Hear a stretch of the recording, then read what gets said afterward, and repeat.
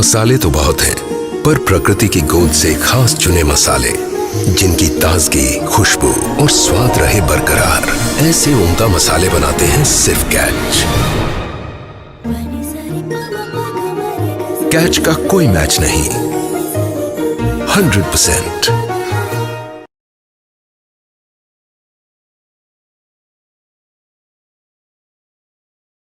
Welcome everyone to another fantastic day at the Times Literature Festival. Our first session today will feature none other than best-selling author-columnist Chetan Bhagat, whose latest book 400 Days, a suspense thriller novel, is the talk of the town. In conversation will be Nandini Sen Mehra, author of Worlds Within, her debut book of poetry.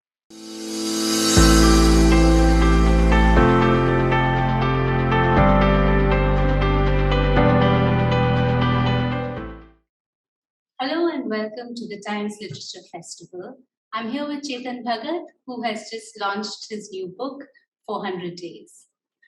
Hi there, guys. I'm here with Nandini Sen Mehra, who has so kindly agreed to do this. Nandini is a friend. She is a poet.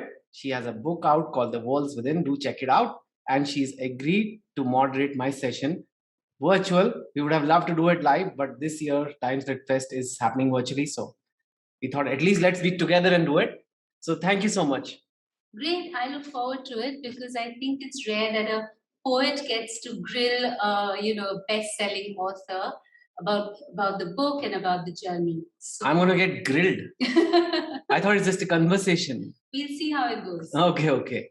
I don't normally read whodunits anymore. It used to be my favorite genre, so I'm glad I had a chance to kind of rediscover that. Thank you. Just to begin with, I'm kind of interested to know, because obviously you are so connected to India and you're so exposed to various social things that happen there. What attracts you to this whodunit genre? Yeah, so this is a more recent development in my writing. Basically, this is my 10th book actually, and my first 7 books, all the way from 5 Point Someone to One Indian Girl, were, you can say, out and out love stories only. They were pretty much, the plot was a love story. What happens in the end? Now, I know I'm known for that. People really like my love stories, but I felt like an author must reinvent himself or herself. Especially when you've been around so long and you've been lucky enough to be read so much, people expect new things. So I said, let me add a layer to it. So there will still be a love story. I'm not going to drop love stories. This book has, in fact, you could even call it a thriller. You could call it a love story also, because I in my head, it was an equal importance. Yes. And then I said, adding a layer of thriller would be nice. It's something I don't know. So I'll learn something new. My readers will get something new. And it's a new challenge for me. Also, we live in times where attention spans are falling because of digital data. Everybody has Instagram and YouTube and all these things. So if I want to keep people engaged in a book, I need to give them more than a love story. Maybe a crime, and maybe like who did the murder or what happened to the child or something. And that keeps people reading. As simple as that. Interesting. I mean, this is what also I think about, because when you become this popular, do you keep your audience in mind when you write? Do you kind of keep their social milieu, their sort of reference points in mind?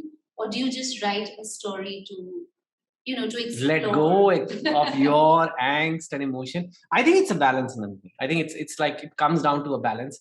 I would be lying if I say that I purely write what comes to my head. Because I know everybody's gonna, like, people have to enjoy my books, because if you are going to be read by every corner of the country, then you want to make sure you don't disappoint them. My readers have remained with me, literally. They've grown up with me. I've grown up, I've grown older, they've grown older. So they trust me that I'll come up with a book which is interesting and relatable to them. Now, yes. So I may be 47 now, but when I started, I was younger. But my characters are still not 47. Like the lead protagonist. That's a good example, yes. right? And that's because a lot of readers are not. But having said that, does it not have my genuine feelings? It does. I do fear, for example, in this book, a big issue is, are our children safe from the internet? Because all kids today have phones, and especially to become a necessity in COVID, you are doing school on a phone. So we will not let our children talk to a stranger over the balcony. We'll never let that happen. Yes. But do we have any idea who's talking to our children on their phone from anywhere in the world? And if you think about it, it's a very scary thought. And we are not doing enough. we keep them safe, like in the park, in the school, in the home, but on the phone, who's manipulating? So that was a genuine thing in me, and I thought I'll bring that out. So that's very key plot point of this story. That and the relationships today are not what they were. I think earlier it all may seem perfect, married couple, family, and it all crumbles. Inside things are crumbling. So I wanted to bring that out. So it is half for me, half for them. Interesting. And while I was reading the characters, I mean, like Saurav and Keshav, and there's something very endearing about them. There's something I would even say there's something very old school about them. Yeah. Just the way they relate to the world. And I was wondering, where do you draw your characters from? Are they modeled? Are these two characters modeled on someone you've known or friends of yours? Or is this the kind of environment you grew up in? So I would say every character is a bit of me. Okay. So even Alia. No, the male one especially, but even Alia. Yes, even Alia, in a way. It's a very interesting question you asked about the female characters. But definitely the male ones, there is a part of me, a sliver of me, my personality, which may become a character, plus based on some other people I've met. So Saurabh, for instance, who has a big foodie, who loves food, and he's always trying to lose weight. In this book, he's trying to lose weight. Yes. The previous 2 weeks, he was just eating. That's me. That's me. I could relate, because I see you going on your runs every day. I could relate to that whole fitness. So Nandi is also a neighbor. So so that is me. I have my good fitness phases and bad fitness phases. Like all of us. So that part is that personality.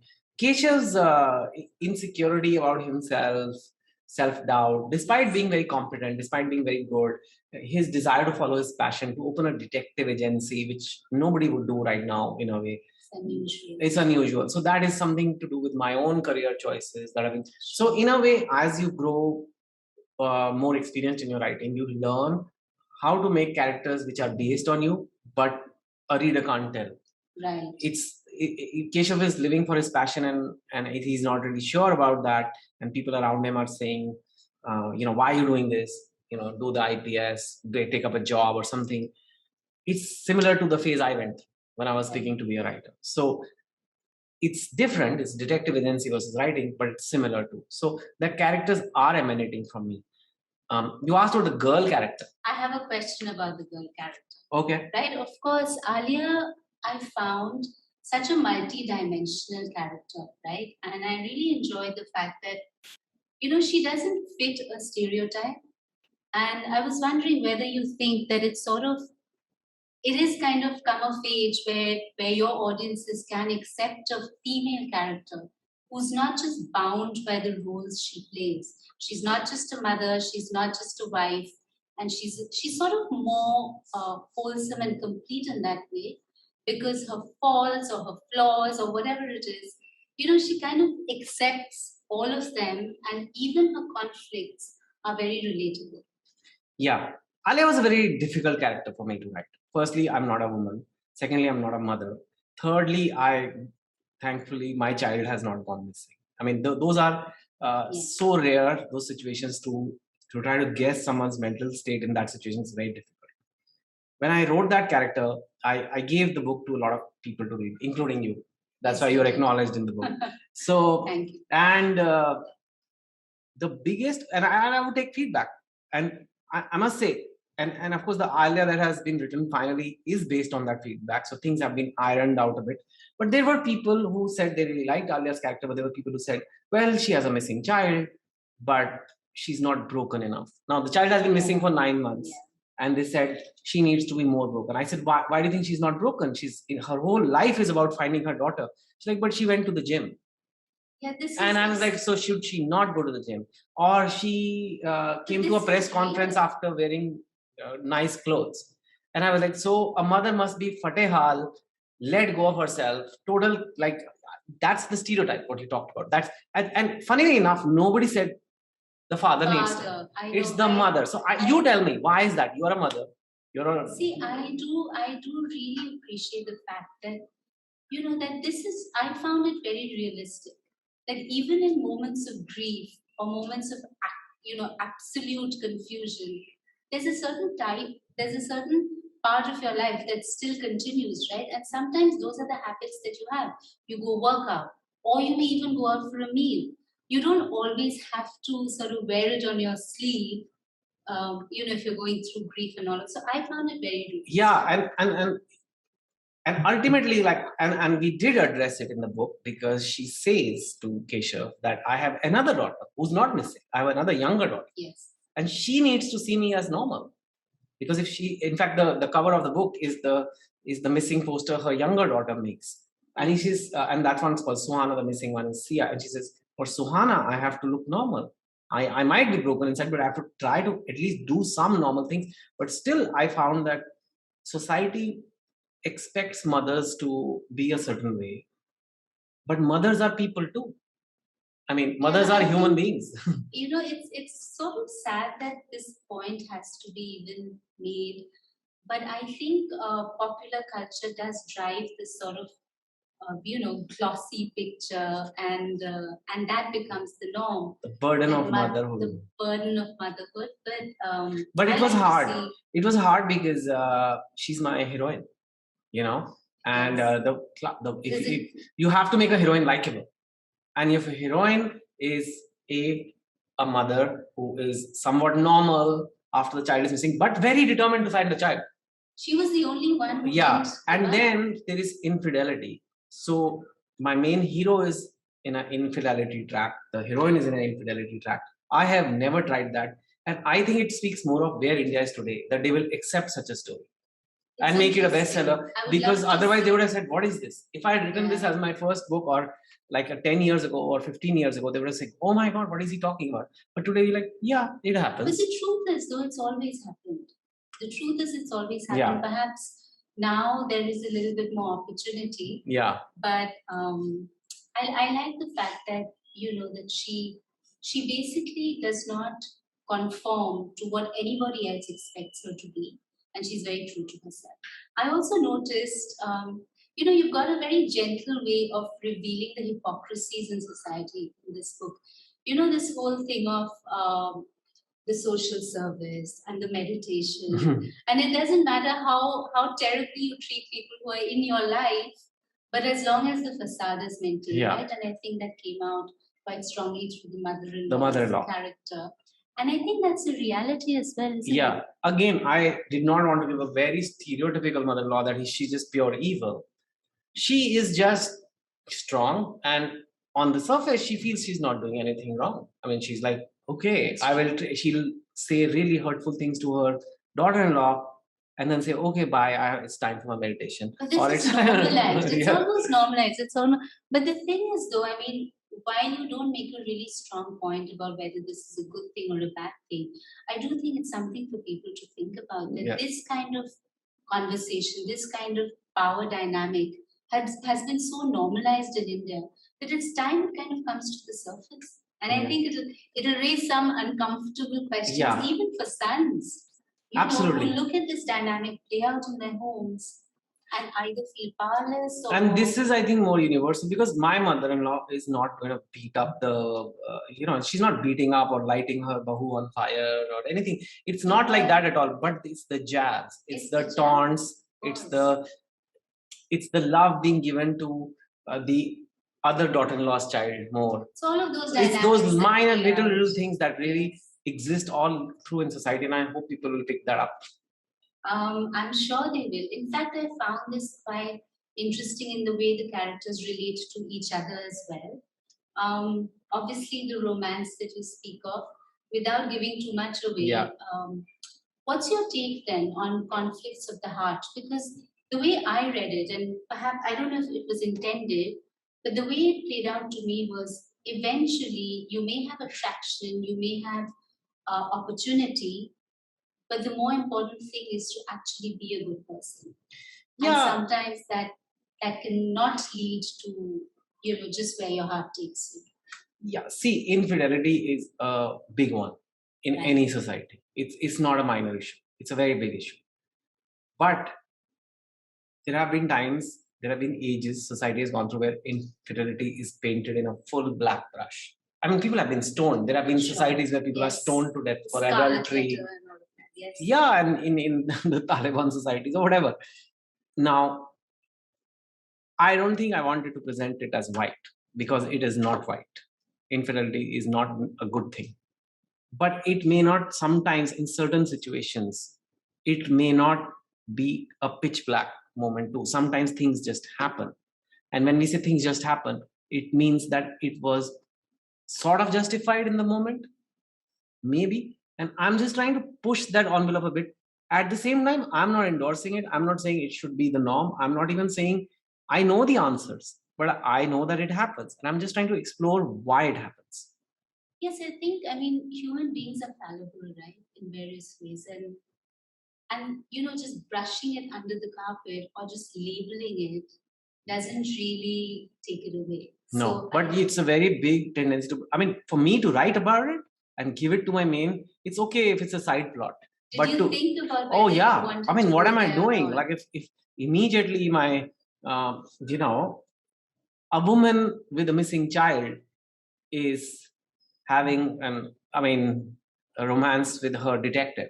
I mean, it is crazy that now how do you judge this lady? On one hand, she's trying to find a child. On the other hand, she's stepping outside of marriage. And I thought, maybe even that kind of is understandable, isn't it? Like when your emotions are so. in fact, he was the only hope. The idea is that nobody was helping her. Keshav is the only guy helping her. It made sense why she would be attracted to him. Attracted, and what else?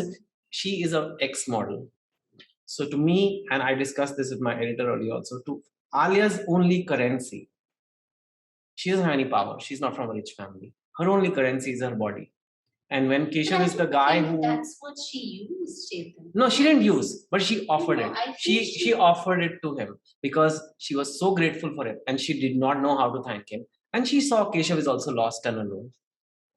I don't know. It's just... more like, it was just a moment in time. Yeah, it is meant to be a moment. Circumstances around them, and just to be in this very intense space where he's trying to help her and she's depending on him, and there's all the other dynamics. Exactly, and we will end up giving away too much. So yeah, people should read it. If that sounds interesting to you guys, do read it. And I want your views. I mean, the idea is to leave it a little gray. Leave it. It's not nice when an author says, "Okay, this is what happened, and therefore this is the judgment." I'm not a judge. I'm just writing a story. This is what happened. You guys be the judge. You guys tell if Alia is a good person or not. I mean, or it doesn't even matter. Or does it even matter? Like black or white, like good person. But anyway, I'm sure it's a deep question. As a poet, you can I think go in that direction. That does it even matter? Why do we seek approval? Why do we want to be seen as good? To be real than to be good. Wow. And then that plays out. Deep stuff. Next book. Chetan sometimes pretends to read my poems as well. I do. And she's on Instagram, you put a lot of them, and you read them out sometimes, so that's nice. Thank you. Now talking about the darker part of your book, which you kind of touched upon earlier. Sort of the dark underbelly of social media and the exposure that our kids have. And as a mother, I found some of those conversations very hard to disturbing, read. Yeah. Very disturbing. And at the same time, it's sort of a reality check, right? Like you open your child's door and your child is on a gadget and you're like, hey, what you doing? They're like, okay, I'm watching a movie or I'm talking to a friend. And how many times will you actually go in to check who and what and all of that? So to me, it was like, do we have enough safeguards? Is there a way to give our children freedom, but have the safeguards in a way that keeps them safe? And it's quite chilling, Chetan. I did not expect, when the conversations were happening, again, without giving too and these are all real, in the sense they're all derived from real cases. It was very hard to read. So I think if you're a parent, you got to brace yourself a little bit. In fact, I was struggling whether to just... some of the stuff in the book is hard to read. Some of the book, and I was struggling with... and again, we don't want to... but some of the stuff is hard to read, and I struggled whether to keep it or not. But then I had a very long discussion with my editors, and I felt we should keep it because... Yeah, it's Chetan Bhagat's book. It's light and it's funny and it has sort of jokes and things like that. But if I don't get into the real issue on how bad it can get if you don't pay attention, I'm not going to get the attention it needs. And the fact is that our children are vulnerable. One is these safeguards. softwares to check parental controls. Okay, fine. Also But more than that, attention, attention. no? If a child, time. even if a child is not making sense, even a child is being stubborn, if you reach a point with the child that the communication has dropped, if you reach a point with the child that the child is seeing the couple fight, mom and dad are fighting, they don't have time for me, or even if they just gloss over my issues, and someone on the internet says, hey, you don't seem so happy, you seem low, That's it. you want to be friends with me, you want to chat with me every night, you want to send me a picture, you want to meet me, and there it goes. And it happens. And I mean, what are you going to do? How many parental controls? So the best way is give the child communication, give the child love, and know what's going on. Because and of course, as they get older, tell them that this happens. This is an open door. I mean, the phone and the DM, like Insta DM, it's literally anybody can DM you. And it's like how children used to be taken away with a lollipop or a chocolate in a park earlier. Now it's attention. Now it can be attention or an emoji sticker. Who the hell knows? Yeah, it's a bit frightening as well, right? Like, but the thing is, though, I think the way you portray it in the book, it's sort of like a reflection of how it's actually happening, and many adults may not fully be aware that this is the world that their children can be. Yeah, because we didn't have it like this. When we were growing up, we didn't have these phones, we didn't have these chats, so we don't know this problem exists. We still think kidnappers meet in the park and give the kids toffees. As long as you say don't talk to strangers in the park, that's enough. All right. From that somewhat dark question, I did want to know, I noticed that you did reference the pandemic, the coronavirus. So obviously you've written this book. Actually, I wrote it in the pandemic. Yeah, so I wanted to ask you, how has your writing evolved? Firstly, it's a two-part question. How has it evolved over the years? And secondly, how did you find writing this book in the middle of this pandemic? Well, I, like all people, hated the pandemic. I still kind of don't like it, of course. But I hated the fact that it put us all in such a difficult position. In terms of my work, everything kind of stopped. I had to stop book launches, my events, my talks, my films, everything had to. And it was then, after a few weeks of lamenting, I said, okay, I can still write. And that's when I wrote 400 Days. And I think it's a complex story. I think it is a very layered kind of story. It needs the right, spice mix, in the sense like it needs that right recipe. Like the dark stuff has to be just right. Because if you get that wrong, it will spoil the whole flavor. Yes. And if the comedy has to, because there's comedy and super dark stuff in the book, and I could have written it like this only because of the lockdown, with this kind of focus. If I was traveling, doing a talk in India, then I don't think I would have got that grip on the story of making it so layered. And it's just, I know it's come out right. I know it's my own book, I'm saying it, but I think I have after 10 books, you have a right to judge a little bit. And I think lockdown gave me the focus to write a book like this, where a missing child, mother, infidelity, all these. There are a lot of different strands to the story. So that I think that lockdown in some ways helped me create this book, which I'm very proud of. I'm happy that I could pull it off now that it's out. And because I was literally scared. What kind of heroine is this? What kind of dark stuff is this? What kind of perverted? Nothing like that has happened. People have understood the message. Well, because, and I do think the way it's dealt with, like none of the characters, obviously apart from the incident and all of that, all the characters, I think you've managed to keep the audience's sympathy and attention without it just being very unidimensional and this one's the villain and this one's the villain. That was interesting. I know you say, I don't know if you say it as a joke or if you say it seriously, but Chetan claims this is the last book. I always say that after every book. But I'm really tired. Are there more stories inside? This is Are we going to get another? Because or are you going to write poems now?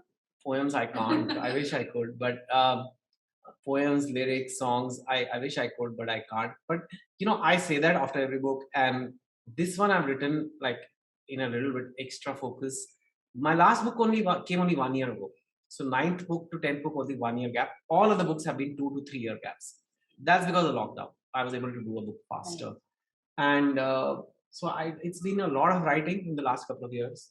And I think I would like to stop for a while at least. And that could be to do other things. It could be to do my YouTube channel, to do some motivational stuff, to work on myself.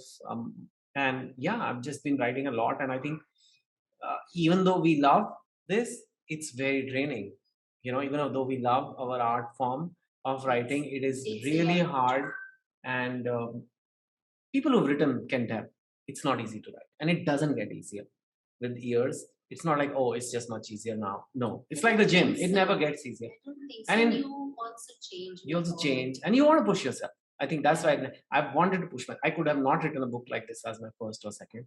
I can write it as my 10th because I have a far more grip on various strands. Sure. So, but I'm very exhausted right now. It's like a mother in a maternity ward. Congrats on your child. How cute he is. Yes. Would you like another one right now? It's a bit like that. That's an interesting analogy. And given like this seems so much like Alia's story, I'm glad you sort of related it to a woman's perspective. Is there, since this is a literary festival, is there anything you would like to wrap up with in terms of just books and people who are writing them and young people who want to write books? And where do you see this whole thing going with so many other things? So I'm not really a Litfest type of guy, honestly, but Times is different. I write for them. But even though here you are. Even though here I am. So Times is my family. And you are more like poets and all that. But since it is a Litfest, so allow me to say that we must read books, guys. It's not just about my books. You must read books. I say this now, I don't want to be preachy, but the point is it's very easy to not read nowadays. Because you can easily pass your time on your phone, on YouTube, on Instagram, or whatever, right? But they say a well-read person. They never say, well, Instagram reel watched person, right? They will never say that. And the reason is because when you're well-read, you have a different personality. And reading builds 2-3 things which nothing else builds. One is concentration, which you need for your exams, for doing anything. You need focus and concentration. Reading builds that. Second, reading builds imagination. There's no Alia shown on screen. Alia has to be imagined by ink and paper here, or Keshav, or anything. And that means your brain is working to create images. Now you'll say, what do I need imagination? I'm not an artist. You do. To plan your life, you do. 5 years later, where do you want to be in life? If you don't have a good imagination, you don't know. But if you have a good imagination, you say, okay, I plan to change my career to this direction, move to this city, get married to a person like this. If your brain can't even imagine better scenarios, how are you going to get to those better scenarios? So not just for writers, you must read for focus, for imagination. Do not get trapped in this cheap data, cheap dopamine kind of, rabbit hole. We all love it. We all enjoy our phones, but I make sure that I read a book. I'm always reading a book at one time. And even if it's slow, some days are slow, some days I don't read, some days I'll read a lot. But at the end of it, it ends up being 10, 20 books a year. I mean, that's a pretty nice number. And over 5 years, you've read 100 books and others have watched 1 million reels. And nobody remembers a reel. You remember a good book. That is true. Isn't it? I think that's true. And I think and I hope that there will always be a core group of people who will always enjoy reading, and may their tribe increase. I'm here to expand that core group. I want everybody to be in the core group. Why should there be just the core has to be like the main, I think. Right, I know, and this is why it's interesting because as a poet, we're kind of used to having a very small number of people who will read it and appreciate it, and it's a totally different story when you're a popular writer and you're read by people from across different. I think everyone has their own. Yeah, I mean it's okay. Some people like Chetan Bhagat, some people like poetry, and that's okay. But I'm just saying you must read the written. Read whatever you read, but read. Read. Yes. Thank you so much. Thank you, and this has been really enjoyable. I hope you pick up the book. I quite enjoyed it, and we'd love to get some feedback as well. Thank you so much, guys. Take care.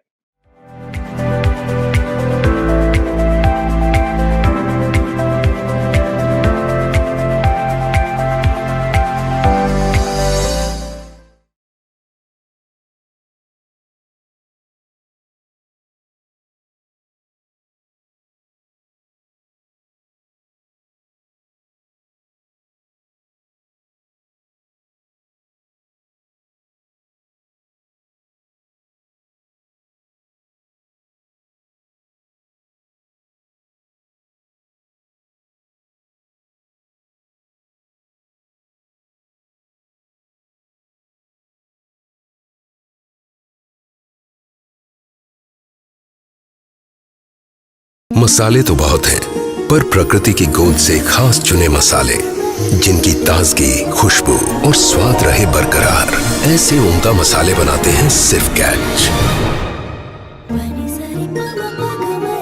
Catch का कोई match नहीं, 100%।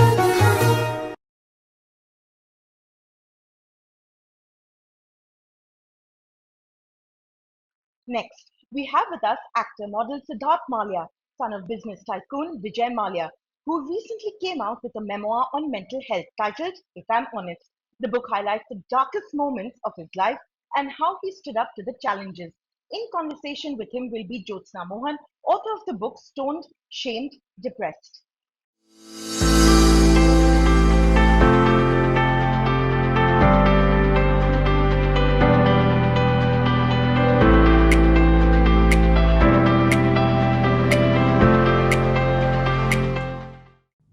Hello everyone, welcome to Times Litfest 2021. He is 34 years old, but he seems to have packed a lifetime in it.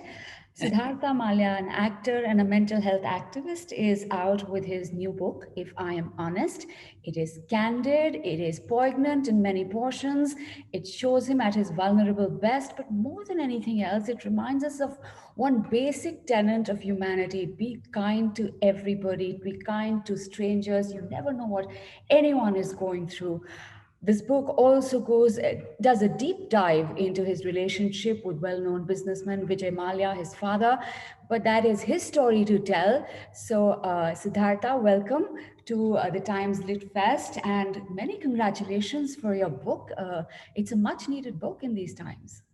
Oh, thank you very much, and thank you to yourself, to the Times of India for having me here. It is an honor to be able to be here and chat about the book, and certainly the topic of mental health, which, as you mentioned, is something which is very timely with what the world is going through right now. Absolutely.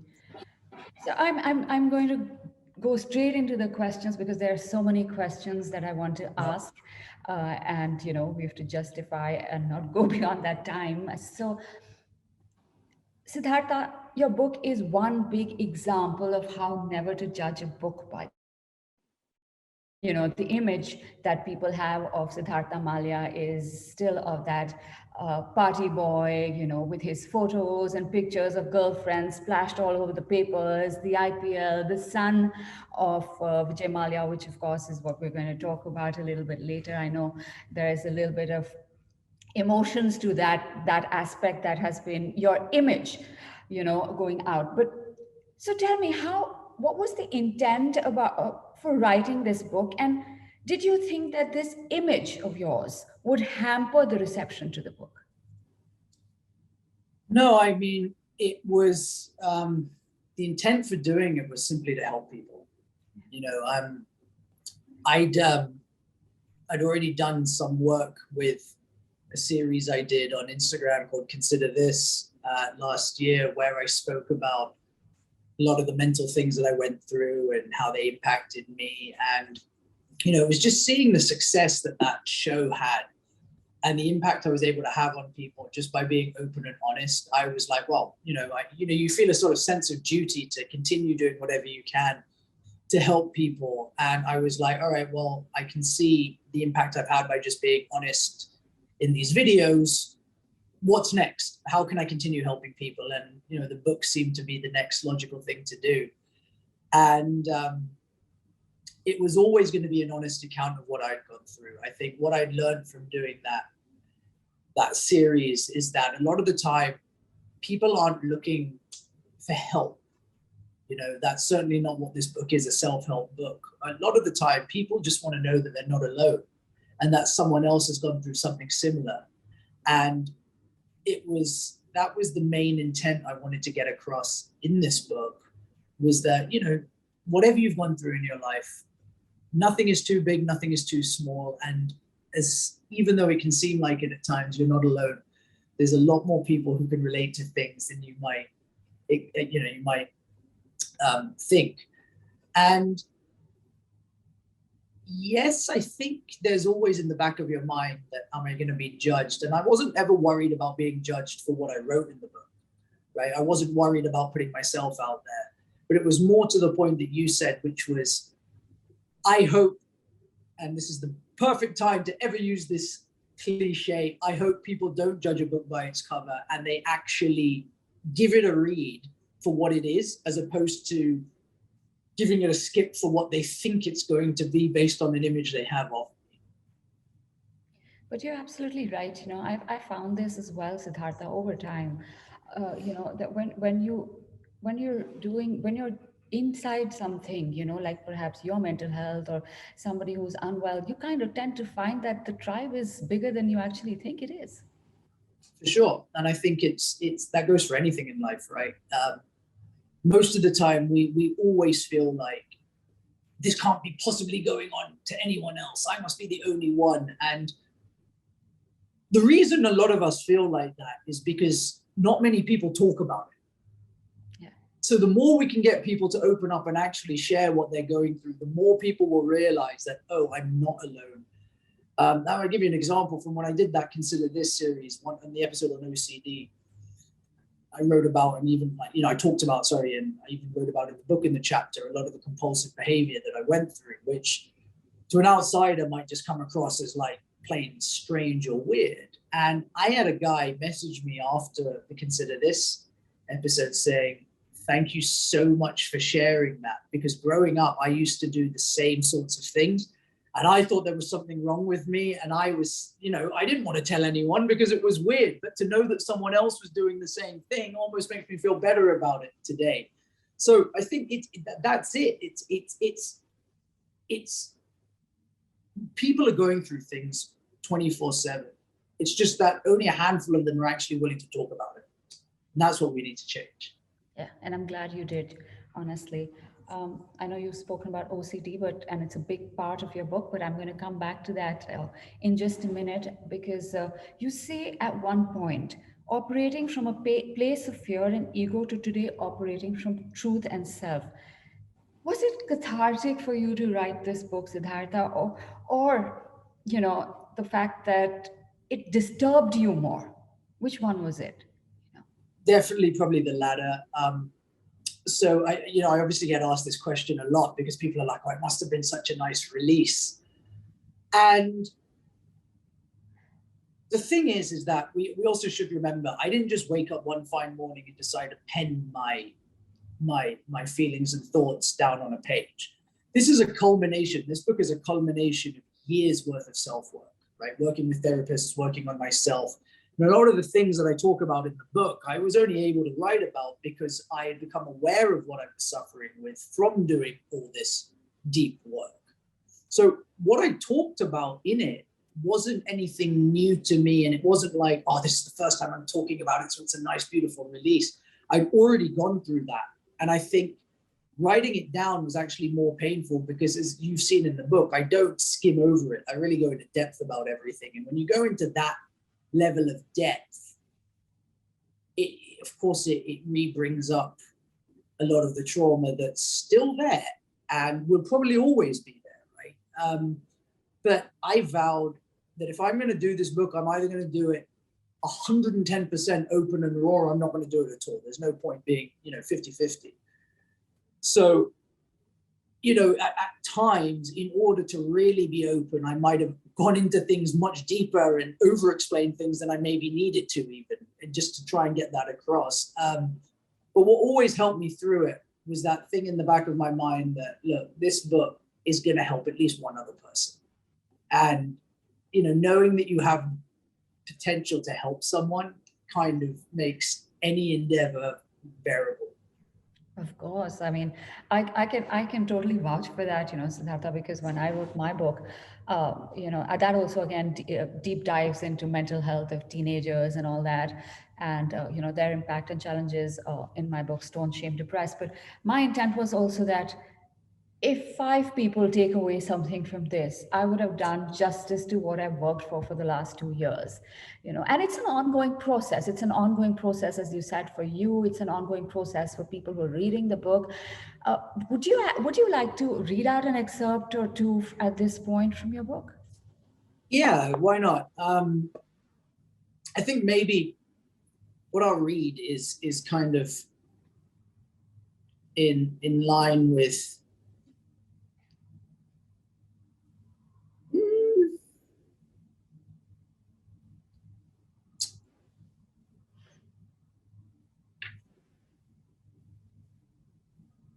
you know what, I'm gonna read the bit which is about no one is immune from suffering issues of mental health, because I think there's a very dangerous school of belief, right?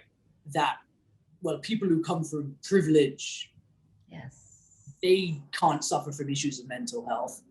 And then there's the other side of that, is that someone who perhaps doesn't come from privilege, who might be going through something, is like, well, only the rich can deal with their problems, I can't, so there's no hope for me.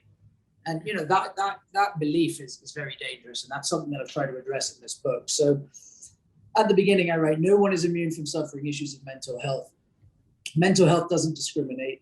No one is immune to it. It can affect everyone at all stages of life, regardless of wealth, gender, ethnicity, upbringing, or success. There can sometimes be a belief that only certain people have mental health issues, and if you come from a life of perceived privilege, there is no way you could suffer. Even more dangerous than this is the belief that there is no way you have the right to suffer. This is certainly a belief I've had aimed at me at certain times from those who could never understand how someone like me, whatever the hell that means, could suffer from anything, let alone a mental health related condition. And I know I'm not alone here.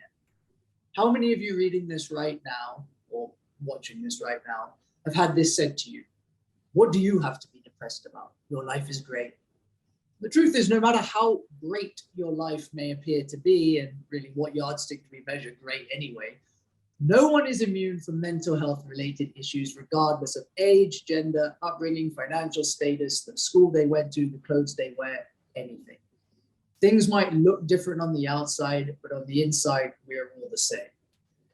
The reason is because we're all human, right? So you take away all that other stuff, all the superficial stuff on the outside, no one is immune from suffering issues of mental health, and it doesn't discriminate. And I think everybody should be aware of that and realize that you have a right to feel what you're feeling. Don't ever let anyone else belittle you. Don't ever let anyone else belittle what you're feeling. You have a right to feel the way you feel because you're a human being. Sid, I'm glad you brought that up, because it's not something that came to you overnight as well, right? Because you had this enormous guilt about your background and your upbringing, and you again write in the book as well that guilt has been one of the major things I've struggled with over the years, and trying not to feel guilty about the life I was born into has been a real challenge for me. So how tough was it to get acceptance that you are in this space to reach today, where you're talking about it openly and telling people? But personally, how tough was it? Oh God, it's like, I certainly was one of those people who didn't feel like they had the right to feel the way they did. And I didn't understand. And then this is going back, right, when I first started doing my work. I was one of those people who bought into that belief, like, well, I've had a great life, quote unquote. How could I be suffering? And then, of course, you think, all right, well, hang on, I'm judging myself now based on material possessions. If you look at kind of trauma and stuff like that, you've been through your fair share. And I think that, today, when I talk about my book, when I consider this series, all the other mental health work that I've done, the majority of people, I have to say, respect it, and they respect me for talking about it. Of course, there's still a small contingent who are like, well, what right do you have to talk about this? You're talking nonsense. And they'll probably continue believing that, right? Because it's a core belief of theirs. And, that's not something that I'm doing. It's probably something they have internally going on with themselves that they're unaware of, that they're projecting this belief onto me. But I think people have actually been receptive to what I've spoken about. And that has made me feel less guilty, because I feel like, you know, I'm helping people here, and whatever I'm feeling, you know, that's a Sid thing, right? From his childhood, why he feels guilty today. And let me go back and work on that, and then I will feel less guilty. And today, you know, I'm at a place where I can openly accept what I feel, because I've accepted that I'm a human being.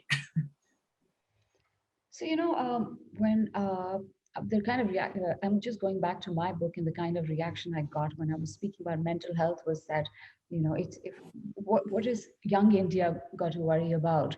I mean, you know, it's just a phase. It's dismissed as a phase. Anything they've got a problem? No, it's just in your mind. So I want to ask you, did you sense, you know, that there's a different reaction to mental health in India versus in the Western world, versus in UK where you've been, or in the US? As a Well,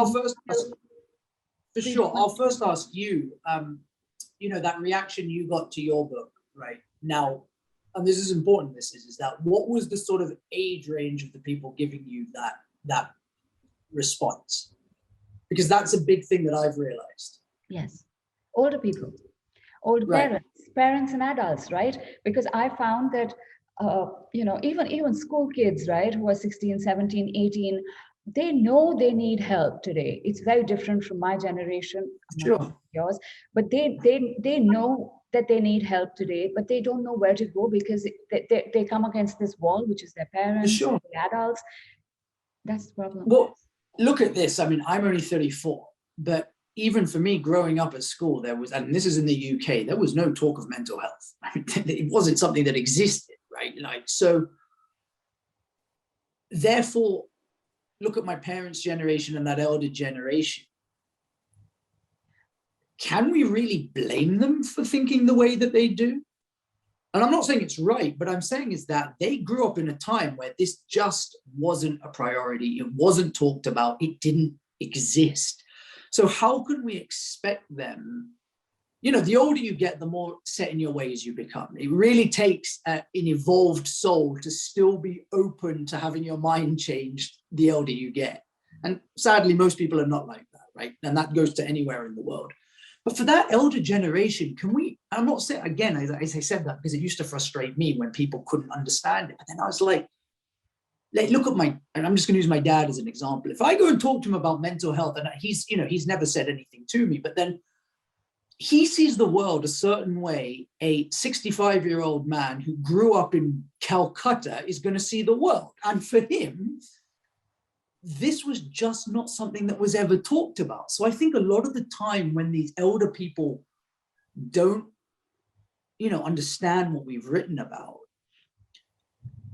it's not that they're going out of their way to be dismissive. It's just that they're ignorant to what it really is because they've never had to take a look at it. And I think that for a lot of youngsters, it can be very frustrating at times, but I think, we're like, why can't you say it my way? But I think if you just take a step back, and I'm saying by all means be frustrated, but also think, okay, they might not be dismissing me because they don't care about me. They might simply just be dismissing it because that's all they know. Yes. And I think that exists everywhere in the world. And I think and I think it's great that people like yourself are talking about these things, which shows that obviously, my age, your age, anyone's age, everyone's open to change and to learn new things, right? But I think that really, if we're going to change the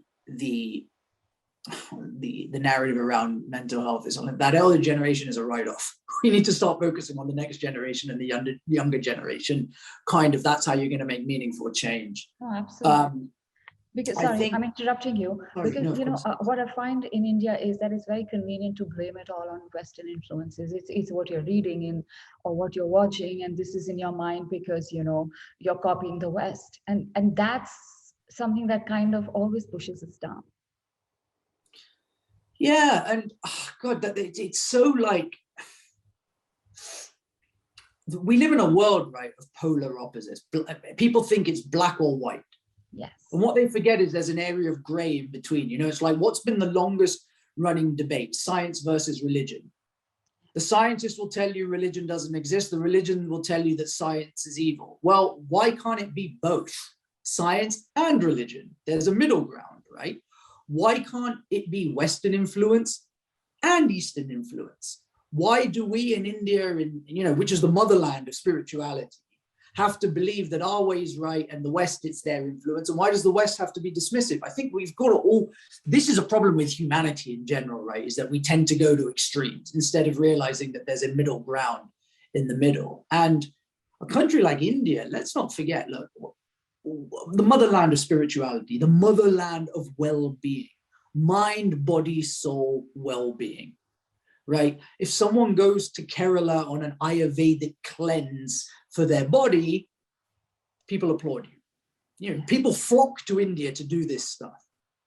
If someone goes to the temple and prays and does pujas and everything for the soul part, which is the God connection, people applaud you. But God forbid you try and do anything to look after the mind part in the mind, body, and soul. Suddenly you're labeled crazy, you're dismissed, employers don't want to employ people. And you just think this is a country that was founded on well-being. How is mental well-being not a part of that? It's also pagal. Pagal is the big word, and then you kind of sadly, because obviously you learn from what is going on in your homes. So if your parents are talking about somebody who's got a mental health problem as somebody pagal, then you're going to say the same thing in the school corridors. But you mentioned your father, and I want to come back to the relationship again in a little while. There's a lot I want to come back to. But what was his reaction to this particular issue? Your mental health. Nothing really. I mean, we don't really speak about it. We've never really spoken about it. I mean, I've told him like what I've been going through, and I've told him that I've, go to therapy and all of that. And he actually said he was happy. He's like, look, I'm happy that you're doing things and you found your peace. So, it was from that point of view, it was as much as I could have asked for. So, you also speak about the fact that you took help for depression about 5 years ago or so. I think 2016 is what you mentioned, but that you realized that you were depressed much before that. But going to take help, was there a big trigger, or it was just something that had just collected and burst one fine day? Yeah, it was. As I write in the book, it was kind of a culmination, right? It had been a buildup of stuff, and it also coincided with me being at drama school. So I was being opened up in ways that I'd never been before, and it reconnected with my feelings and emotions that had perhaps been suppressed from my years of going to boarding school. So I started feeling, and then obviously the dad's legal situation and all of that kicked off. So, it was just this well of stuff happening, and I was feeling it deeper than I'd ever felt before. And it was ongoing. And then really the point was, I said in the book, I come back from a friend's wedding and I'm just sitting on the staircase and I'm just breaking down. And it's like I've got a Dementor from Harry Potter on my shoulder. And that was the point where I was like, I need to go and speak to someone about this, because I don't think this is a way that a 29-year-old should be navigating life. And then that brings me to that sense of abandonment that I found in your book. Your parents divorced, your father married again, your father, coming out with another family, which you get to know a bit later. And you say that again in the book, that I often joke that I went on that trip to your father as an only child and came back as a lonely child. Is our focus on, children of divorced families, troubled children from these families, not what it should be? No, definitely not. I don't think divorce in general, not just for the child, but for the parents as well. Today, it might be very different. So let me just say that, but I don't think there was adequate importance given to it. You see, the problem is that divorce is something which sadly has become so common, right? That people just accept it as a natural part of life. Well, no one gets married with the intention of getting divorced. So from that point of view, it's an unnatural trauma that someone goes through. And I spoke to my therapist around this, and she actually said that children from divorce can suffer from PTSD. Now, PTSD is post-traumatic stress disorder, which most of the time, if we talk about PTSD, it's usually in relation to soldiers returning from war, from like Afghanistan and serving in places like that.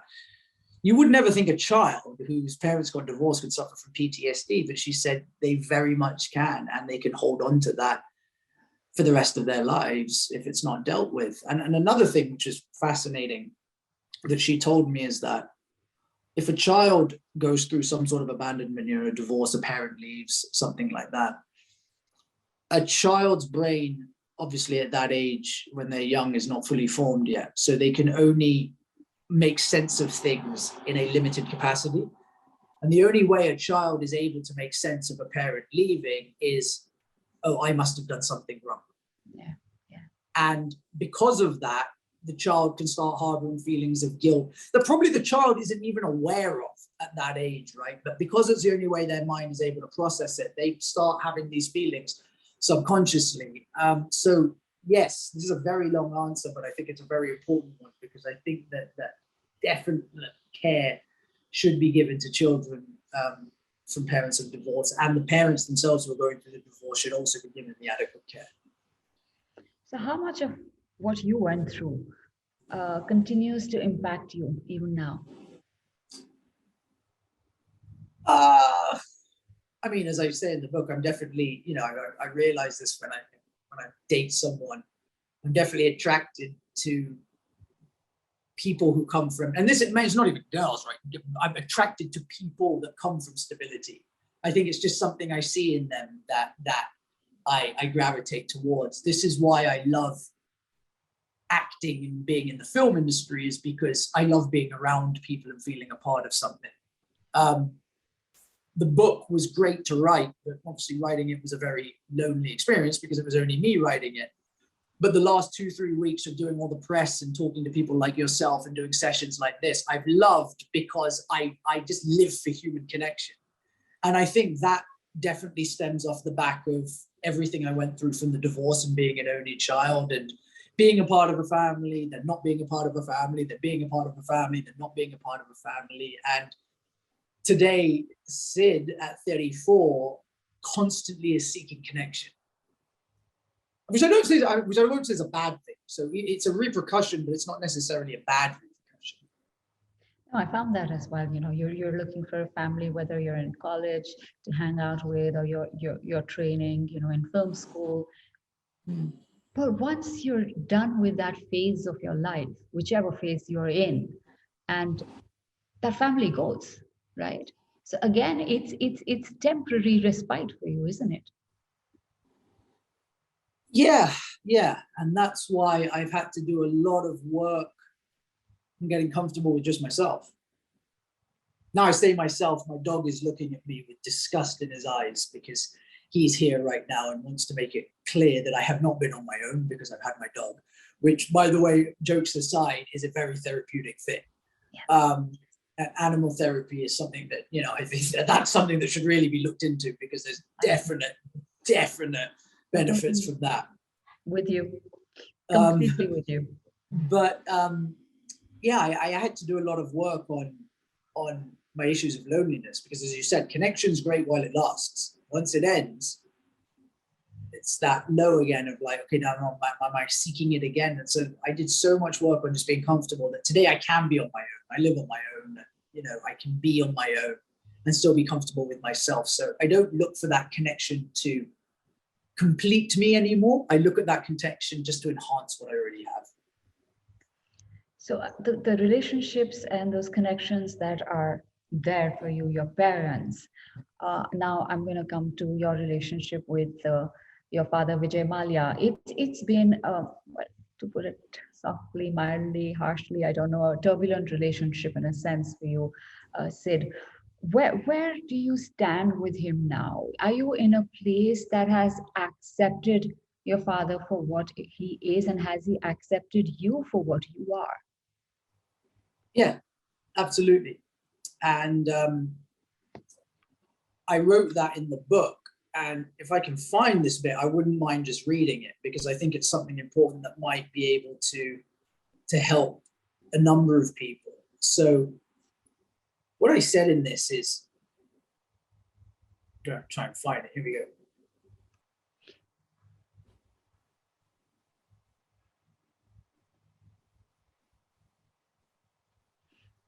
go. One thing I want to mention on this and say that it's important to recognize and accept that people are different, and that is totally okay, even if you are related to them by blood.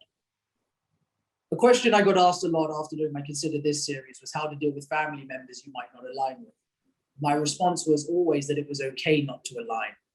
I think there can sometimes be a belief that we must always get on with and understand members of our family. But at the end of the day, be it a brother, father, daughter, mother, cousin, aunt, etc., everyone is an individual with different personalities, beliefs, and values.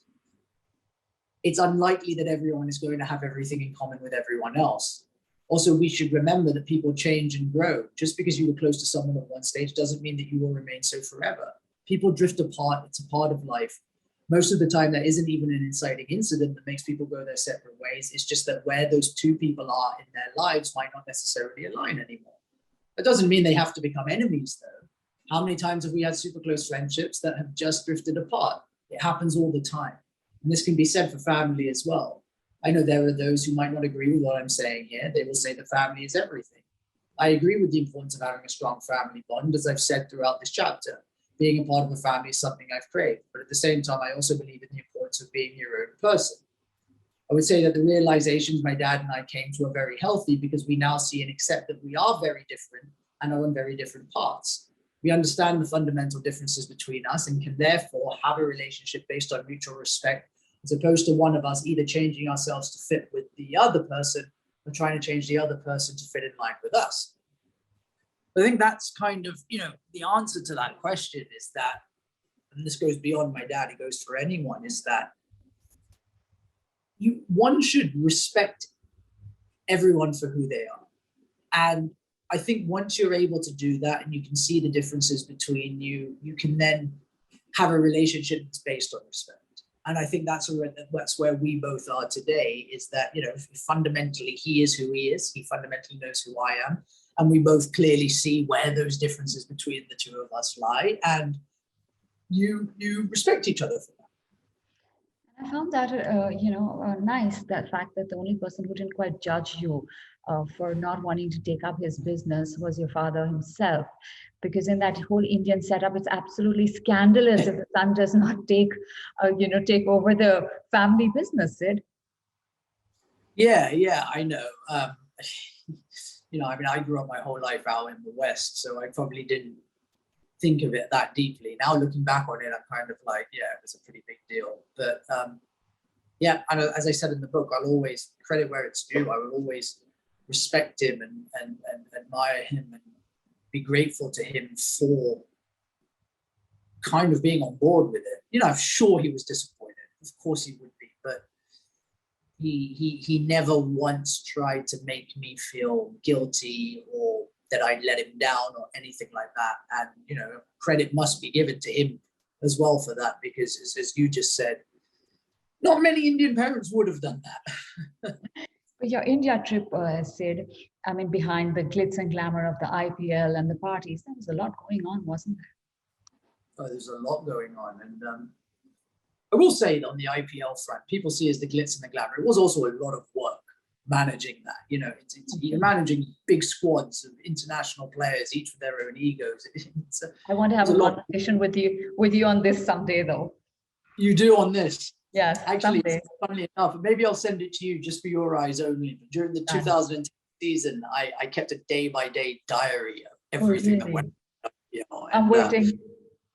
That I think, maybe that's in the next book. I don't know. But there was a lot going on. I was literally a stranger in a strange land.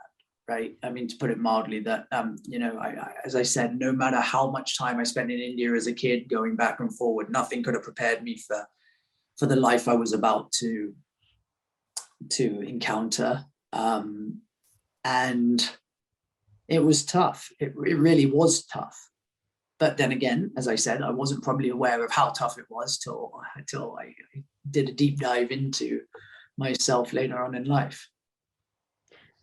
Which now brings me to, I think, Sid, the most troubling, part of the book, even for me. I mean, when you write about your obsessive compulsive disorder and the very many facets of it. I mean, for someone, even a layman or somebody even like me who's gone into mental health has not spoken about this. So for me, it's about somebody fixing a cushion or somebody fixing a flower, and you have brought it out.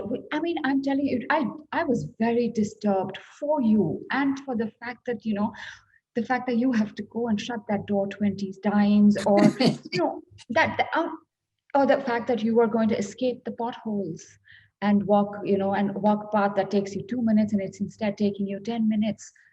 How did you figure this out? And the fact also that the fear of God, the fear of offending, the bad luck, there's just so much to deal with. Well, it destroyed me for years. That's the easiest way I can say it. It destroyed me. It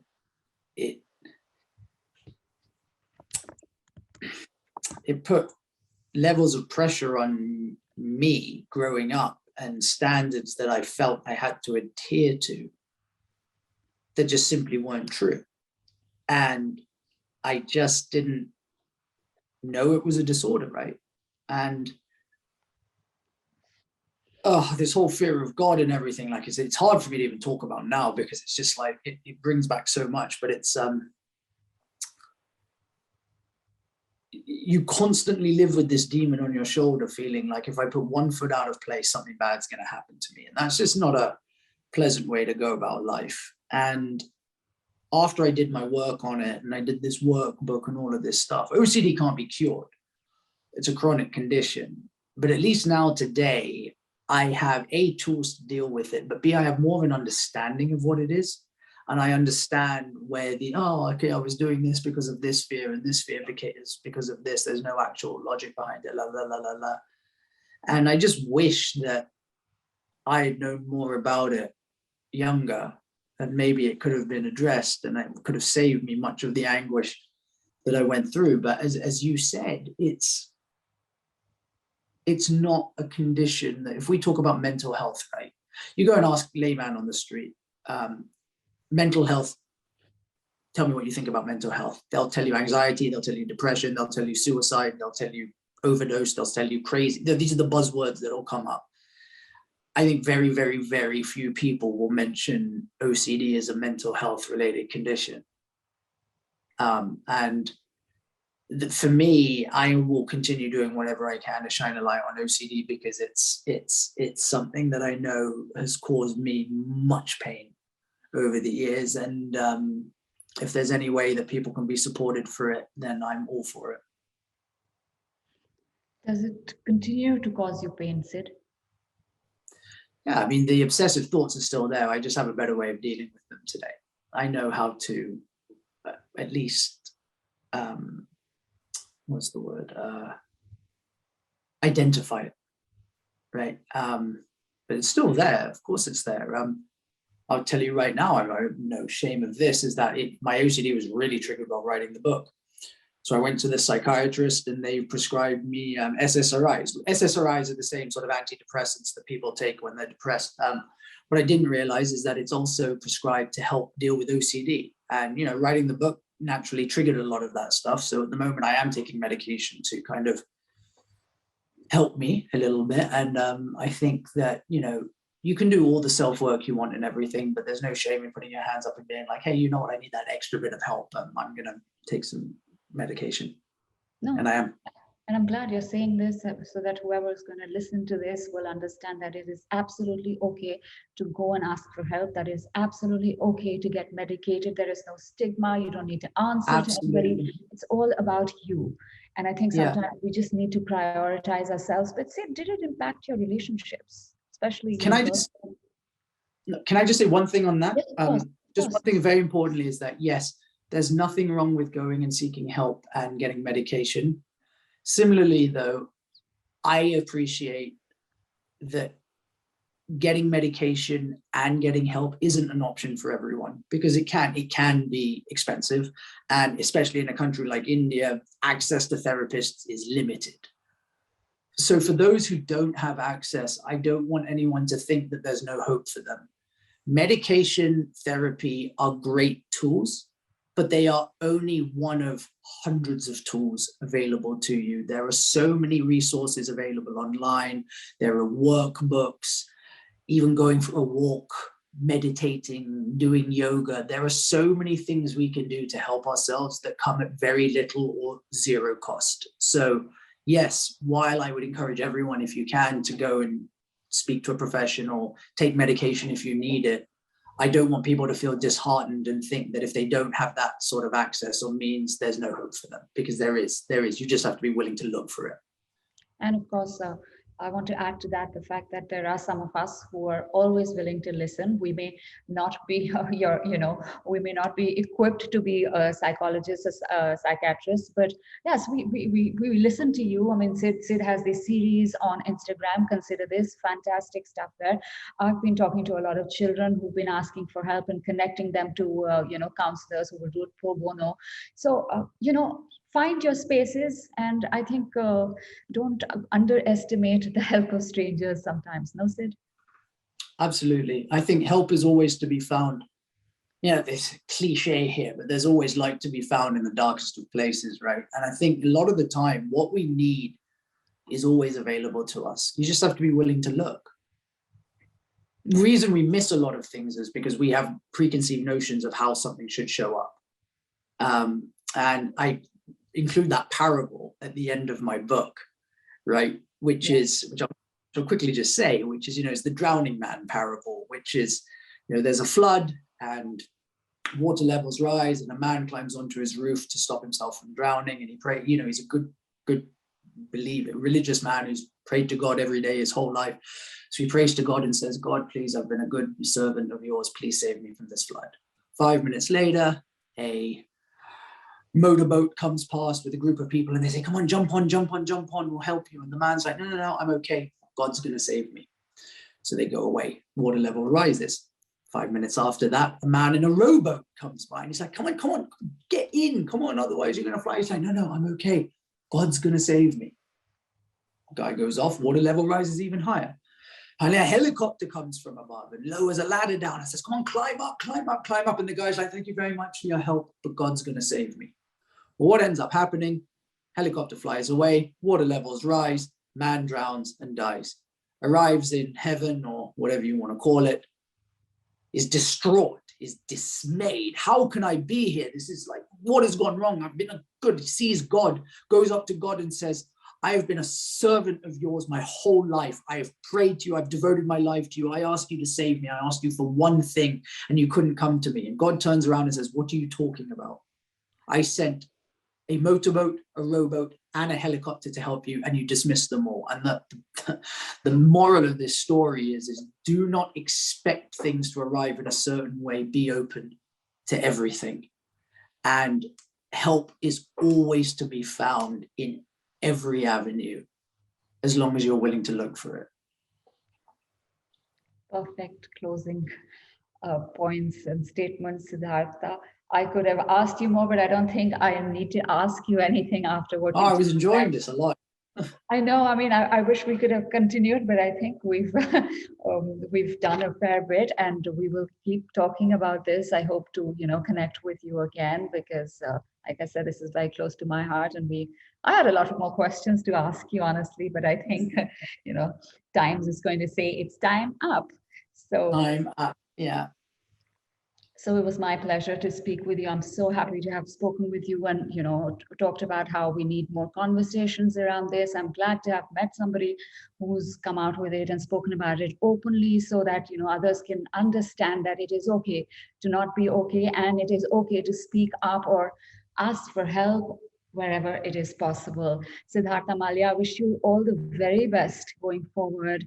And I hope the book does well. I'm sure it will. It is a much needed book, as I said in the beginning. And anything you want to end with? No, I just want to say a big thank you to you as well for, hosting this session, but also for the work you're doing on shining a light on mental health. I think the more of us, we all have a part to play, right? I mean, you don't have to have written a book. You don't have to be doing sessions like this to play your part. Each of us has a part to play. And it can just be as simple as saying to a friend, hey, I'm here for you. That's it. And the more people we can get to talk about this subject, the more we can shed a light on it and hopefully help people going through things. So thank you to you. Big thank you to the Times of India for giving me this opportunity and this platform, not just to talk about my book, but to talk about mental health in general. As I said, we need more sessions like this, and we can continue shining a light. So big thank you, and a big thank you to everyone who has already purchased the book, who might be watching this. Thank you for helping to get the message out there.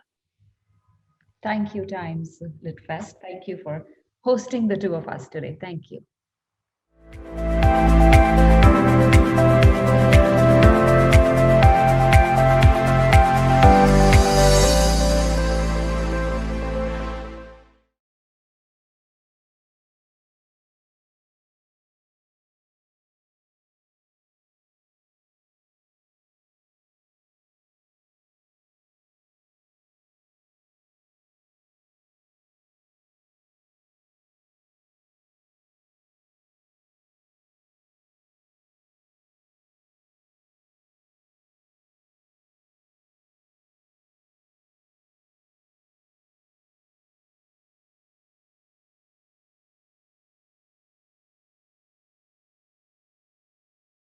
मसाले तो बहुत हैं, पर प्रकृति की गोद से खास चुने मसाले जिनकी ताजगी, खुशबू और स्वाद रहे बरकरार, ऐसे उनका मसाले बनाते हैं सिर्फ कैच। कैच का कोई मैच नहीं, 100%।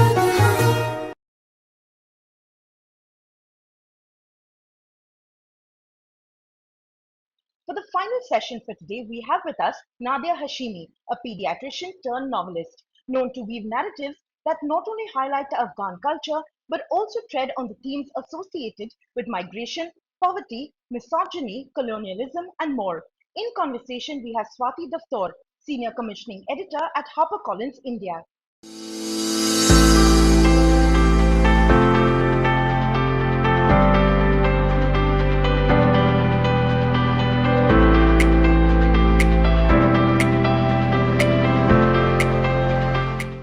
Hello everyone, welcome to the Times Literature Festival 2021. Today we have with us Nadia Hashimi, and we'll be talking about her wonderful book, Sparks Like Stars. So Nadia, I wanted to kick off this conversation with a little bit on the way the book begins. I think the prologue of the book and the way it talks about memory and our ancient history and how we kind of need to dig through it and discover in the way that you discover archaeological facts and artifacts, discover our past, discover the way that we have kind of accumulated history and accumulated the past. I love that comparison, and I wanted you to talk a little bit about, to begin with, before we go into the larger conversation around the book, the idea of memory and how you've navigated it in this book, because I'm very interested in the way you've kind of given Sitara the past that she has and the way you've constructed her character and her life. I wanted you to talk a little bit about memory and the way it's central to this book. Sure. I think that the reason that I wanted to put this person in this situation, and when we meet her in the early chapters, she's a very young girl. She's in her formative years.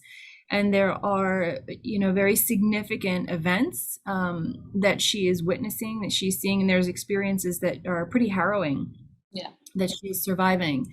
And so, throughout the rest of the story, she is carrying memories with her. She's both carrying memories of, the horrific events that she witnessed as a 10-year-old child, and her headspace is trying to balance those with the sweeter, more nostalgic memories, the warm memories of growing up, of her loved ones, of the time with her parents and her family members. And so, I think that memories, I really wanted to explore because they are things that live within us that we cannot escape intentionally. And sometimes they heal us. Sometimes they hurt us, and yet we have to carry them. And so I just wanted to explore, how does one individual do that so that we could create a space for thinking about how each of us carry our memories. It's interesting that you talked about the idea of this one central character and the fact that through her you wanted to explore this idea of memories in the way that we carry our memories with us. Sitara, and the way that you have kind of constructed her, the past that you've, the time in history and the time in Afghanistan's political history where you've placed her when the book begins. And then how it kind of follows her through America and to the early 2000s. I wanted to talk about the idea of creating this character, and I know that the question, where do your ideas come from?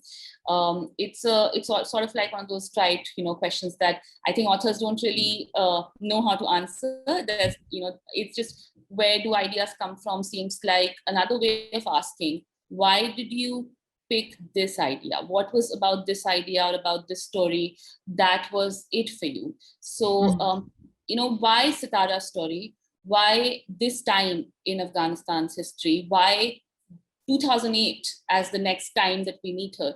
All of those things seem very deliberate, and at the same time, they're almost organic and they flow completely naturally. So I wanted to talk to you about just the creation of the story and what made you kind of focus on these periods and these events in history. So, it's a great question. And I think it just speaks to, where do stories come from in general?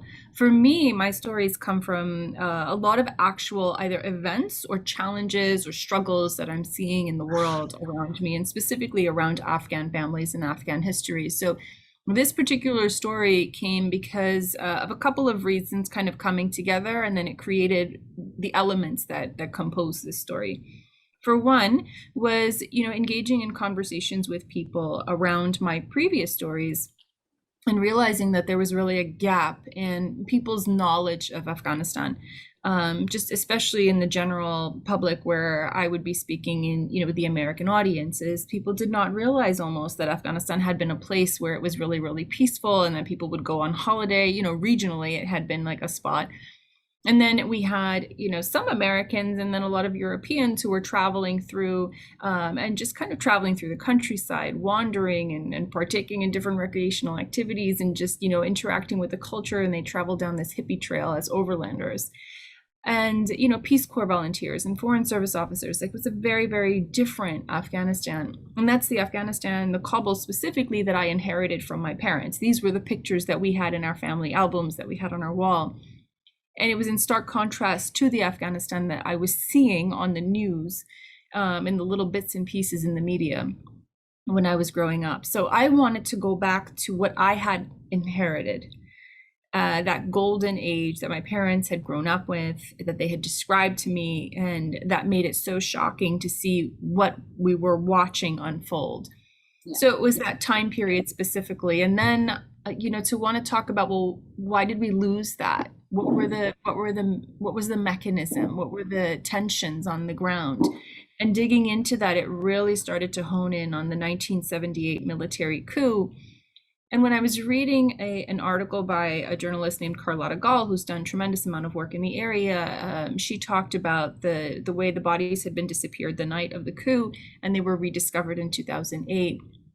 Including, not only the president and his wife and several other members who were in the palace that night, but also 4 of his grandchildren, the youngest being a toddler. And that really centered my story around the perspective of a child, because I couldn't get it out of my head that, there were also children, and there are always children, right? There are always children who are casualties of big political decisions, of ambition, of geopolitics, of all of these factors that we see as purely history, which could be very, very dry and captured in a textbook. But at the end of the day, these are actual families, these are actual lives that are impacted and have to carry that with them. Yeah, I mean, the idea of looking at the world through Sitara's eyes in the beginning when she's young, there's that very clear resonance of the personal and the political and how they just are completely entwined. So things that technically shouldn't be concerning her, that her life shouldn't be affected by, it's completely, the upheaval is completely political, but here she is kind of losing her family. And, I don't want to give too much away of the book, but I do want to ask you about, we talked about Sitara's creation, but I also want to talk to you about the guard's creation, because I feel like that's a very, it's a complex character. And it's also a character that drives Sitara's decision so much towards the second half of the book. So, just creating that character, because I know you've written so many strong women in your books, your previous books and this one. But I was so, I was quite moved by the way you had also created his character. So I want to talk to you about him and what prompted, was there something, like you said about the bodies being excavated and the fact that there were very young children. What was about the guard that made him be in this story? So a lot of really big decisions and a lot of the big figures in Afghanistan's history are people who are very, very polarizing, where, you can get you can get 20 Afghans into a room and they will have 20 different opinions on each of the past presidents, monarchs, leaders of the country, on who was right, who was wrong, which one was leading the country in a better direction, and who was really causing the country to fall into chaos and made these, gigantic mistakes that doomed the country to conflict.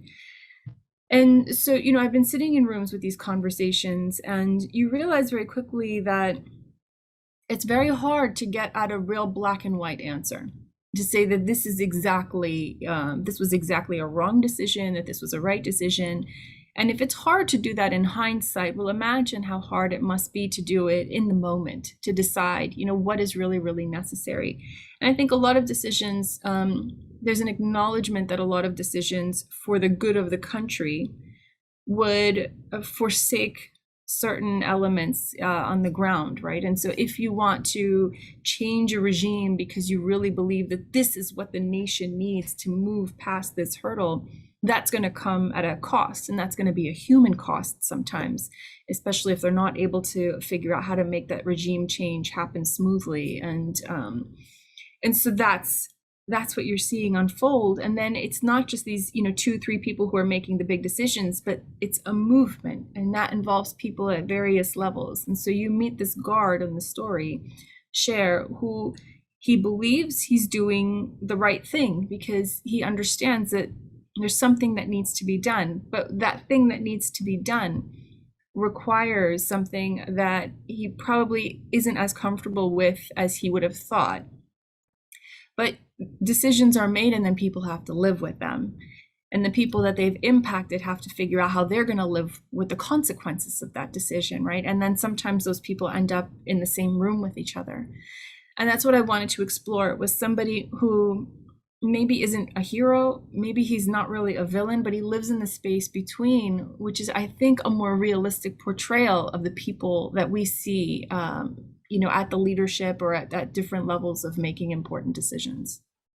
That's very true, because the reason I think his character sort of resonates is because of how many parallels you can find even in the Indian context, because this kind of thing of, people being gray characters or knowing that they want to maybe change things, or knowing that they want to improve things, but maybe going down the wrong path. I feel like that's something that always, I think those characters exist everywhere. So it felt like something that we could find somewhere in the Indian context, meets another person who might be like Cher. So I feel like, in terms of, we've been talking about creating characters, but I feel like one of the biggest characters in this book, especially in the first half and a lot in the second, is also Afghanistan itself and the country and the context and how you've kind of traveled back in time. And I was reading about you, and I was seeing how, you were born and brought up in America, but your parents were in Afghanistan in the 1970s before the coup. So what was it to recreate this country that you maybe at that time period hadn't grown up in, but you would have had lived experiences, you would have talked to your parents, you would have heard so much about it, and now you were going to dig into its past in a maybe more organized sort of manner. I've seen the kind of research you put into it. So how was it to travel back to a place and time that you didn't know about, but suddenly you had to kind of create from your memory and secondhand memories? So how was that to visit Afghanistan in the 1970s? It was a joyful ride. It was a joyful journey because I was stumbling upon so many different surprises, and it's just a happier time to revisit, rather than going into some of the darker periods, the bleaker periods, like the previous Taliban time period. I still struggle to know what to call that time period. But with with that age, the 60s into the 70s, there was the joy of just going back and discovering through the eyes of some of these European wanderers. So I would spend time online looking at these travel diaries that people have now dug up their old photos and they've posted. And I share a lot of the research that I did on my website so that people can get lost down these rabbit holes the way that I did.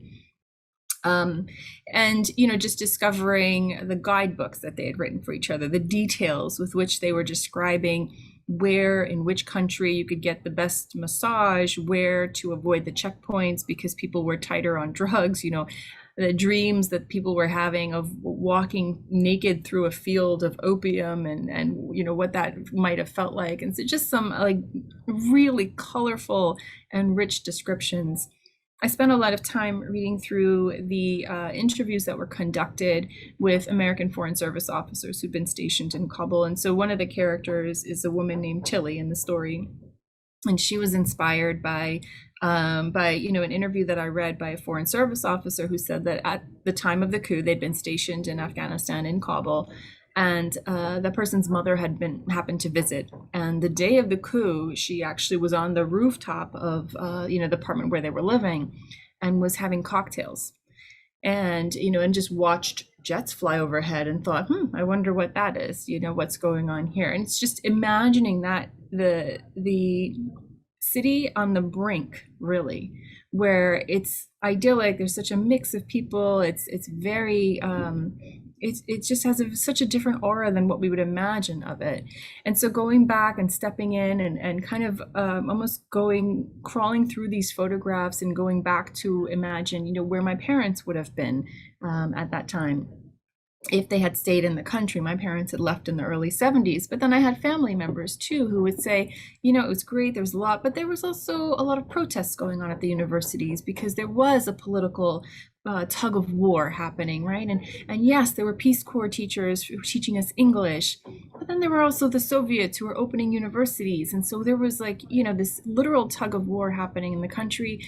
And then there was also a lot of you know, concern about who you could say what to about your political beliefs. And some people were hiding themselves. And I remember my uncle saying that the day of the coup, he was watching from behind a curtain. He didn't want people to know that he was watching because, you know, what would it mean? How would they interpret that? And to whom would they report that he'd been watching? So, you know, that's a very rich atmosphere. And that's one that I enjoyed going back into because it made everything much more clear as to, you know, how the country walked into what would be the next 40 years of disarray. You know, I was watching an interview of yours, I think that you'd given after this book came out, and you were talking about, you know, the way you kind of look into photographs and the way you kind of jump into photographs and you sort of look around and you look at people who are maybe caught in that frame and, you know, what their lives might be like and what. So it seems like, and correct me if I'm wrong, it seems like the personal in a political is very is important to you in the sense that, you know, like you talked about what a personal life, what these small histories, you know, these small personal histories of maybe drinking a cocktail on a roof when a coup is about to happen, or a young girl sort of playing in a palace and not really realizing what's going to hit them next, or you know, how people. So I feel like that has been a kind of existing and a kind of consistent thread in your books. And what that made me think of was you, and what kind of and how you would have probably come to kind of get interested in your history, in your country, in, you know, in the way that you've in America, and being someone who's grown in America but has a history that links to a country that you've not maybe experienced in this time period. So what has started this interest in the way people live their lives while maybe in the background something's going on that's way bigger than them, that's something that they have no control over but are at the mercy of? Where has the interest in this idea of how people live their lives in their, you know, their smaller lives against these larger frameworks, where's that interest come from? You know, I think it comes from a few different places. For one, just watching the country that my parents passed down to me, that my mother could go to school, could go to university, that her sisters could go to university, that kind of existence could happen, and then just almost, it felt like overnight disappear, right? So how does that happen? How is it that we end up with a generation of girls who had to live through 5 years of not being able to go to school? And for me, it's really important to figure out how that happens so that we can make sure we're on the right side of history when the moment comes again, to where we have an option of saying, which path should we go down, and how might this play out on the lives of actual children? It's the same thing, as when I have been a practicing physician here, I'd be sitting in a room with a family who is dealing with, a healthcare crisis, and maybe they weren't able to afford medications, so they didn't take their medications, the disease got worse, how does that happen? Well, that happened because certain decisions were made at a higher level that decided that these medications were going to be unaffordable, right? So and you have to sort of walk back and trace the footsteps to figure out, why are we dealing with this here? Because you can try to fix, right? You can try to fix a one by one, but how do you fix it on a grander scale? It's having to walk back and take a look at, where were the decisions made, by whom, and what were the factors that pulled people in those directions? Because that's where you can start to actually make a difference. And so whatever I do in the field of advocacy now, it is exactly that. It is trying to link these big historical decisions and moments with the granular impact that it has on actual lives, on this little child over here, on that family across the street. What do we do to connect the impact with the decisions? And that is a space where I hope we can actually do something, because otherwise it feels like we're very, very, we're living in almost two disconnected worlds. Yeah. So, you talked about the way that, in the field of advocacy, how your work sort of connects with what you're doing, what you're writing about, and what you're doing in advocacy. But I also, the moment I found out in the book that Siddhartha was going to be a doctor, I wondered about the idea. So there are, sometimes what happens with, I guess sometimes a little bit of you kind of bleeds into the book without the conscious choice of it happening. And then there are those conscious choices of going down the path of making sure that Siddhartha is going to be a doctor in the book. So I wanted to know your decision, because it was something I was also curious about. I wanted to know why Siddhartha would be a doctor, and was it to do with the fact that part of this book is, you are kind of, in this book in some way, or if there was another reason that you chose to go down that road for her? So I think, Siddhartha is probably becomes a physician. Again, everything is a few different reasons, right? For one, it's really not uncommon that a Afghan family would aspire to have their children grow up to become a doctor. And I know that you understand that, because our cultures are very, very fluid and very connected. And I know from so many of my classmates when I was in school that there's a lot of pressure, right, to become a doctor or engineer. And if you're not one of those two, then, oh my God, what are you doing with your life? Right? And so even when I was starting to write stories, I did not tell my parents until I knew I was going to actually have a book published. And even when I told them that a book was going to be published, one of the first things that my dad said was, "Oh, wow, that's wonderful. You'll still be a doctor, right?" And so, so there is a cultural element of that. But I knew that she would be a person, I think some of the strongest characters that I've seen around me. And that's where I draw my inspiration, right? Some of the strongest women that I've seen around me, specifically, actually in the Afghan community, and then even the general community, have been women physicians. Because, now less so, but historically it has been a male-dominated field. And then even within the realm of medicine, the surgical fields have been very male-dominated. And so here is this person who is carrying a lot of trauma, and carrying a lot of hurt and a lot of loss and a lot of grief, and still kind of finds her way to a path of healing, even if it's not for herself, it may be, for others. But then there's also, the one element that I wanted to introduce is, in the Afghan American story, the event of 9/11 is a really big one. It's a very big one in the American story, but in the Afghan American community, it's big in a different way, because previous to 9/11, we were rather anonymous. After 9/11, we became, the country became acutely aware of our presence, questioned a lot of things. There were a lot of, misconceptions, a lot of knee-jerk reactions, a lot of hot-headed reactions. And I was in medical school in New York on 9/11 and experienced it both as a New Yorker, and then also experienced this acute change in the identity of an Afghan American, in terms of how our identities were reflected back on us by the outside world. So that's why I wanted to explore. I wanted her to be there. I needed her to be there, to have that moment, to have that experience, and be able to, share that with people. Otherwise, she's really not me. She has been through things that I cannot even imagine going through, or I guess maybe I did try to imagine going through them. And she is, I can't imagine myself actually picking up and doing what she has done. And that's intentional. She's not supposed to be me, but I can see other people who have done this.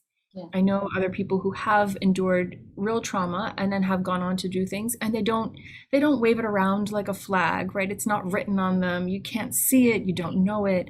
But if you get to know these individuals, you see what they've overcome, what they really still carry, and yet what they've been able to accomplish. And to them, it's not like, look at me, I've overcome my trauma and now I'm off to do this today. But rather it's kind of fluid. It happens quietly, and yet it is there, and it's all around us. Yeah, I know. I get that she's not intentionally you, because I also felt like that part, just the part of her being in New York, and like you talked about medical school. So, okay, so if a little bit of you or a lot of you goes into the book, or a lot of what you care about and a lot of what you're looking for goes into the book, I want to know were there parts of the book that were difficult to write, that were difficult to look at or confront? Because when you're writing such an honest sort of account of your country, of the country that you're living in, and the country that you've left behind, what goes into what kind of raw sort of emotions, and also a sort of confrontation goes into writing a book like this? It is a little bit like looking, even if you're creating fiction, all fiction is sort of looking for a certain truth. So in this case, you, by the act of writing this, are looking for something, are looking for that, are things, maybe answers to questions that you have, or maybe journeys that you're taking through these. So was this difficult in any way? Has it been difficult through all the previous books that you've written? It was, because, I try not to let the books make decisions for people. And so, there's two different things that are offered through the story. One is a perspective on the history of the country, on the events and the political tensions, and who were the characters, the political characters, and not just the individuals, but what was the role of the United States? What was the role of the Soviet Union? What was the role of the nation of Afghanistan itself?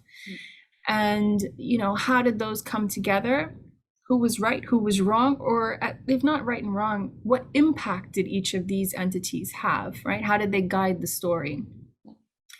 And those, when you boil it down to actual events, like what were the sequence of events of the military coup, right? So I would read through different interviews and try to create a timeline for, by hour, what was happening on that day, and stay accurate to the historical record to the best of my ability.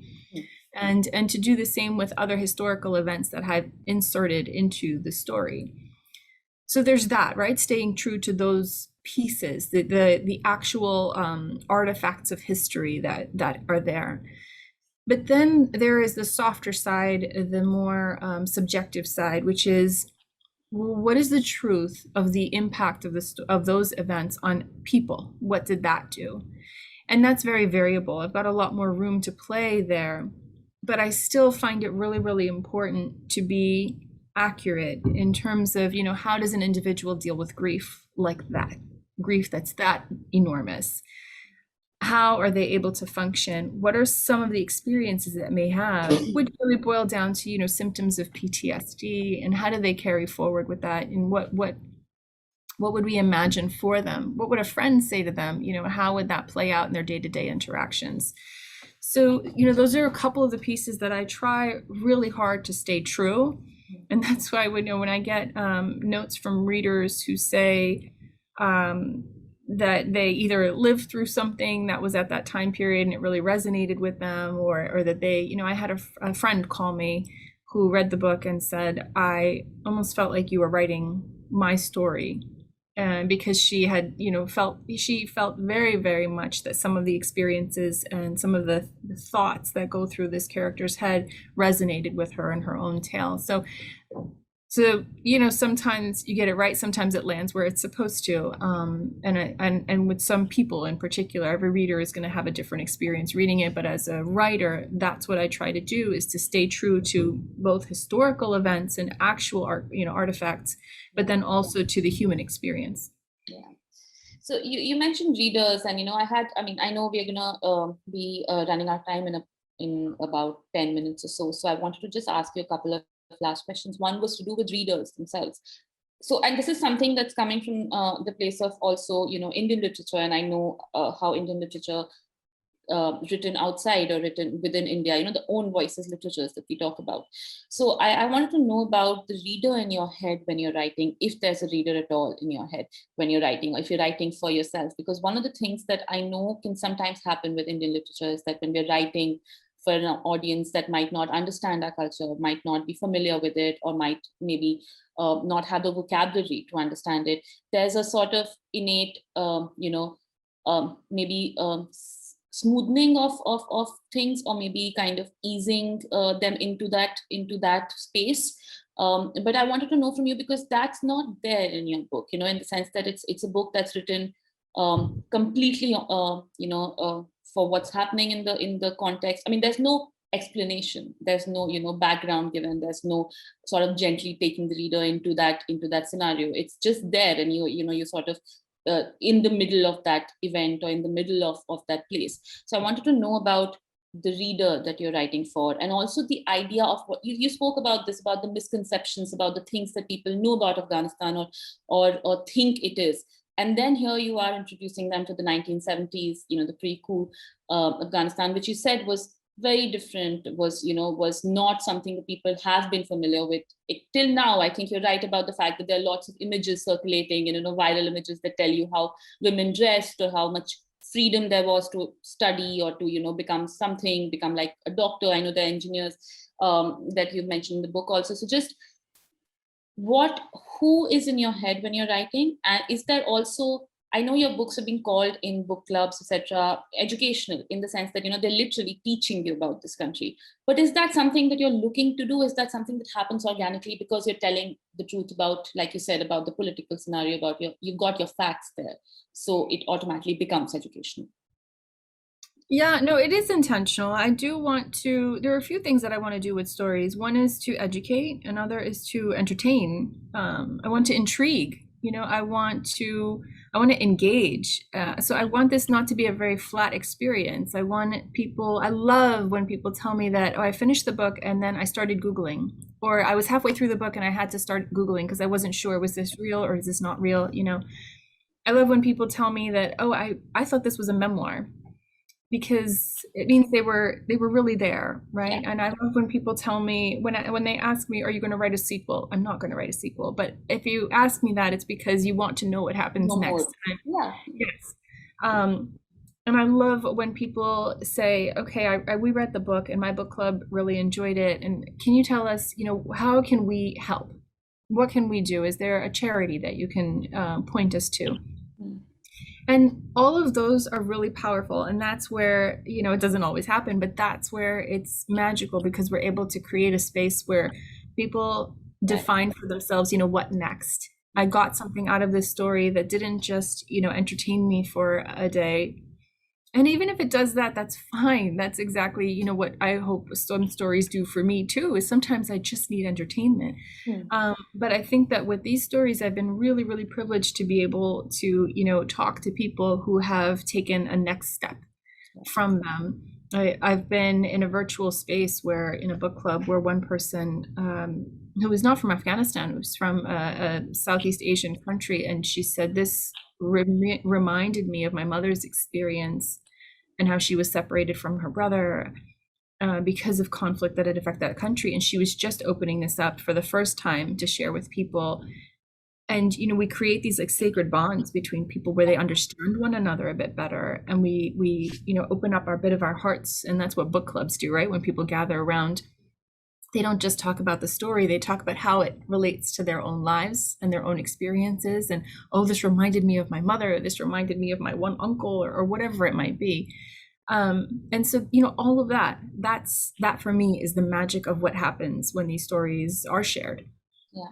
No, I mean, I completely get it, because I also did a bunch of Googling. That's how I came across the fact that you have a lot of resources that you put out, you know, your own research that you have done, and photographs and things like that you've talked about that went into the book. And I completely get I think the fact that this book has the you know, there's so many layers that I think you can get, like you said, the story out of it, but you can also get history, and you can get politics, and you can get a lot of, you know, what's going on now, which brings me to my next question, which is how much of what's, you know, this is about history, this is about the idea of memory and the idea of how you've carried your past with you.